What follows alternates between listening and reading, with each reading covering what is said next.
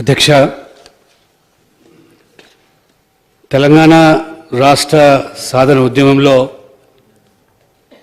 ఉద్యోగస్తులు, ఉపాధ్యాయులు, పెన్షనర్లు సైతం కూడా చివరికి పోలీసు వృత్తిలో ఉండి కూడా తెగించి పోరాటంలో పాల్గొని వారు తెలంగాణ సాధించుకున్న తర్వాత ప్రధానంగా ముఖ్యమంత్రి గారు కూడా ఈ 43% ఫిట్మెంట్ ప్రకటించడమే కాకుండా కొత్త వేతనాలు వారు మార్చిలో ప్రకటించారు. ఏప్రిల్ నుంచి ఖచ్చితంగా నగదు రూపంలోనే తీసుకుంటారని చెప్పి కూడా స్వయంగా ముఖ్యమంత్రి గారు హామీ ఇచ్చారు. ఈ 10th PRC బకాయిలు దాదాపు 9 మాసాలు కావస్తుంది అధ్యక్ష. ఉద్యోగస్తులు కళ్ళకు ఒత్తులు పెట్టుకొని ఎదురు చూస్తూ ఉన్నారు. ఈ మధ్యలో అనేకమైనటువంటి పుకార్లు, పాత ఉద్యోగస్తులందరూ కూడా వాళ్ళ బకాయిలన్నీ కూడా GPFలో జమ చేస్తారని, పెన్షనర్లకు అదే రకంగా జనవరి 2004 నుంచి ఉద్యోగస్తులుగా నియమితులైన వాళ్ళందరూ కూడా నగదు రూపంలోనే బకాయిలు చెల్లిస్తారని, ఈ రకంగా ఒక చిన్న స్థాయి అటెండర్ ఉద్యోగి కూడా ఇవాళ బకాయిలు 20,000 రావాల్సింది. జూనియర్ ఉపాధ్యాయులకైతే 40,000, సీనియర్ ఉద్యోగికి ఉపాధ్యాయులకైతే 1,00,000 రూపాయల వరకు ఇవి బాకీలు ఉన్నాయి అధ్యక్ష. ఇప్పుడు ఒకవేళ మన ఆర్థిక పరిస్థితి ఏమో రాష్ట్రానికి బ్రహ్మాండంగా ఉందని చెప్తున్న సందర్భంలో ఒకవైపు ఉద్యోగుల ఫ్రెండ్లీ ప్రభుత్వం అని చెప్పుకుంటున్నటువంటి ప్రభుత్వం నిజంగా దాదాపు 4 లక్షల మంది ఉద్యోగులు, ఉపాధ్యాయులు, పెన్షనర్లు ఈ యంత్రాంగం అంతా పనిచేస్తూ ఉన్నది. వాళ్ళు నిజంగా తెలంగాణ రాష్ట్రం ఆకాంక్షించిన వాళ్ళలో మొట్టమొదటిగా కూడా ఉద్యోగస్తులు.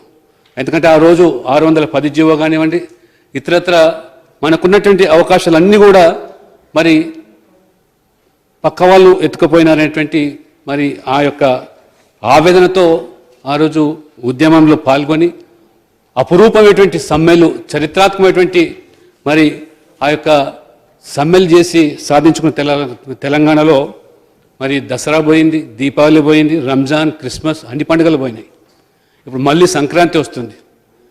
కనీసం మరి ముఖ్యమంత్రి గారు కూడా సభలో ఉన్నారు. దయచేసి మరి ఎందుకంటే ఉద్యోగస్తుల యొక్క ఫ్రెండ్లీ ప్రభుత్వం చెప్పుకునే ప్రభుత్వం 9 మాసాలు బకాయిలు చెల్లించకపోతే అంతా కూడా middle class, below middle class ఉండే ఉద్యోగస్తులు అధ్యక్ష.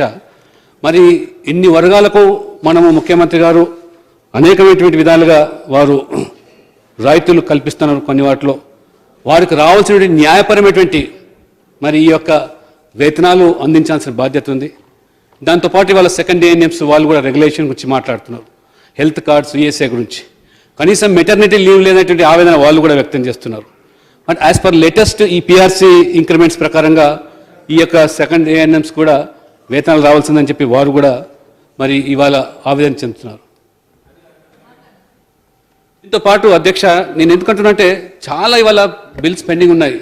ఇవాళ కేంద్ర ప్రభుత్వం ఇచ్చే పథకాలు, ఇవాళ రెయిన్ వాటర్ హార్వెస్టింగ్ కింద చేసిన పథకాలు, ISL కింద చేసినటువంటి దాంట్లో ఈ బకాయిలు కూడా బిల్లు కూడా రాకుండా వాళ్ళు ఆవేదన చెందుతున్నారు. దయచేసి మరి ముఖ్యమంత్రి గారు కూడా సభలో ఉన్నారు కాబట్టి అధ్యక్ష, ఖచ్చితంగా ఈ ఉద్యోగులకు కనీసం సంక్రాంతికి కానుకనైనా ఈ బకాయిలు నగదు రూపంలో చెల్లించడానికి ముందుకు రావాలని చెప్పి, లేనట్లయితే ఉద్యోగస్తులకు అసంతృప్తి, ఆవేదన పెరుగుతుంది. ఎందుకు మా పట్ల వివక్షత? మేము తెలంగాణ సాధించిన దాంట్లో అగ్రగామిగా ఉన్నటువంటి అటు విద్యార్థులు, ఉద్యోగస్తులుగా మేము మా పాత్ర వహించాం. మరి ఈ రకంగా మరి వాళ్ళు చెందుతున్నటువంటి ఆవేదనకు మరి పరిష్కారం కలుగుతుందని చెప్పి నేను భావిస్తున్నాను. ఎందుకంటే ఇంకొక 7.5 అయితే మరి 11th PRC వచ్చే అవకాశాలు ఉన్నాయి. కాబట్టి 10th PRC అమలు జరగకుండా ఉన్నట్టయితే మరి ఏ రకంగా వారు ఇబ్బందులు ఉన్నాయో దయచేసి ఒకవైపు కాంట్రాక్ట్ లెక్చరర్స్ వాళ్ళు వేతనాలు పెంచినాయని చెప్పి కూడా ముఖ్యమంత్రి ప్రకటించారు.